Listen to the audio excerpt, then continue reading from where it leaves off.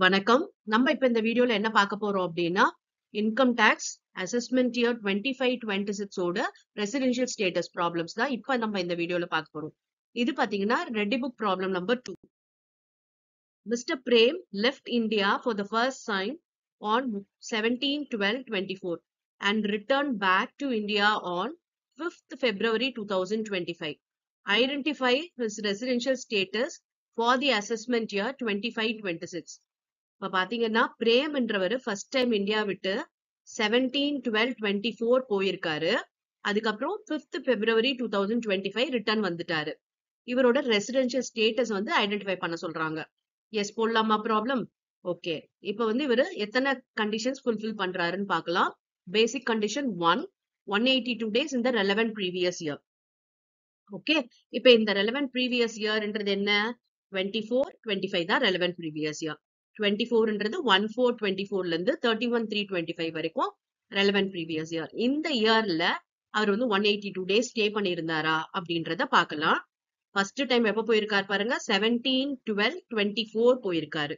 ஓகேவா? அதாவது இந்த relevant previous yearல போயிருக்காரு. relevant previous yearலயே வந்துட்டாரு. 5th February வந்துட்டாரு இல்லையா? அப்ப இதுக்கு முந்தின பீரியட்ல அவர் இந்தியால தான் இருந்திருக்காரு. இந்த டேட்ல இருந்து இந்த டேட் வரைக்கும் தான் அவர் இந்தியால இல்ல. இதுக்கு அப்புறம் இந்த 31st மார்ச் வரைக்கும் அவர் இந்தியால இருந்திருக்காரு. ஓகே, ஃபர்ஸ்ட் நம்ம இவர் இல்லாததை எழுதிக்கிட்டோம்னா இருக்கிறது ஈஸியா. ஓகே, இப்ப பாருங்க இவர் இந்தியால இருக்க பீரியட் இதெல்லாம். அதாவது ஏப்ரல் ஃபுல்லா இருந்திருக்காரு, மே இருந்திருக்காரு, ஜூன் இருந்திருக்காரு, ஜூலை இருந்திருக்காரு, August, September, October, November, December. December month வந்து எப்ப போயிருக்காரு? 17th தான் போயிருக்காரு. அப்ப அந்த 17 days இங்கதான் இருந்திருக்காரு. 18th இருந்து அவர் இந்தியால இல்ல. அதனால இந்த 17 வரைக்கும் நம்ம டிசம்பர் எடுத்துக்கிட்டோம். ஜான்வரியில இல்ல. பிப்ரவரியில பாத்தீங்கன்னா 5th அன்னைக்கு வந்துட்டாரு. ஓகே, 2025ல 5th February வந்துட்டாரு இல்லையா? அப்ப இது 2025னா 28 days தான் பிப்ரவரியில. ஓகே, ஏன்னா இது லீப் இயர் கிடையாது. அப்ப 28 daysல 4 நாள் இல்ல.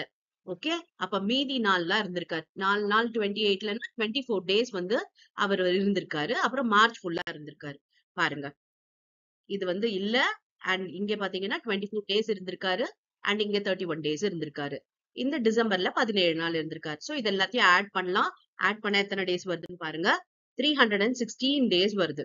அப்புறம் இவர் 182 days இருந்தா போதும். ஆனா இவரு 316 days இருந்திருக்காரு. அப்ப தாராளமா இவர் வந்து ஃபர்ஸ்ட் கண்டிஷனை ஃபுல்ஃபில் பண்ணிட்டாரு. Mister Prem fulfill the first basic condition.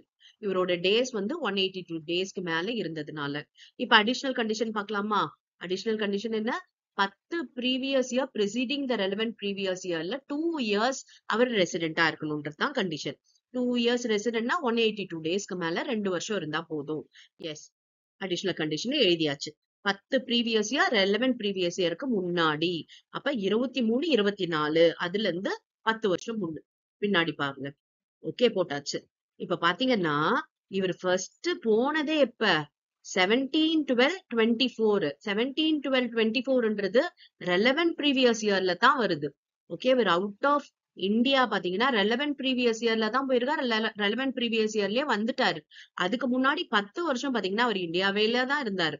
அப்ப எல்லா நாளுமே அவர் இருந்ததா நம்ம போட்டுட்டோம். லீப் இயருக்கு மட்டும் 366 நாள் வருது. மீதிக்கெல்லாம் 365 நாள் அப்படின்னு சொல்லி போட்டாச்சு. இதுல பாத்தீங்கன்னா தாராளமா இவர் என்ன பண்ணிட்டாரு? எல்லா நாளுமே ரெசிடென்டா தான் இருந்திருக்காரு. 2 years தான் நம்மளோட மினிமம் கண்டிஷனே. ஆனா இவர் பாத்தீங்கன்னா 10 வருஷமும் அவர் ரெசிடென்ட் தான். அதனால இந்த கண்டிஷனும் அவர் ஃபுல்ஃபில் பண்ணிட்டாரு. ஓகே, ஃபர்ஸ்ட் அடிஷனல் கண்டிஷனை ஃபுல்ஃபில் பண்ணியாச்சு. இப்ப செகண்ட் அடிஷனல் கண்டிஷன் பார்க்கலாமா? எஸ், செகண்ட் அடிஷனல் கண்டிஷன்ன்றது என்னன்னா 730 நாள் இருக்கணும். 7 years preceding the relevant previous year. இதுவும் பாத்தீங்கன்னா ப்ரீவியஸா நம்ம போட்ட 10 வருஷத்துல 7 வருஷத்தை எடுக்க போறோம்.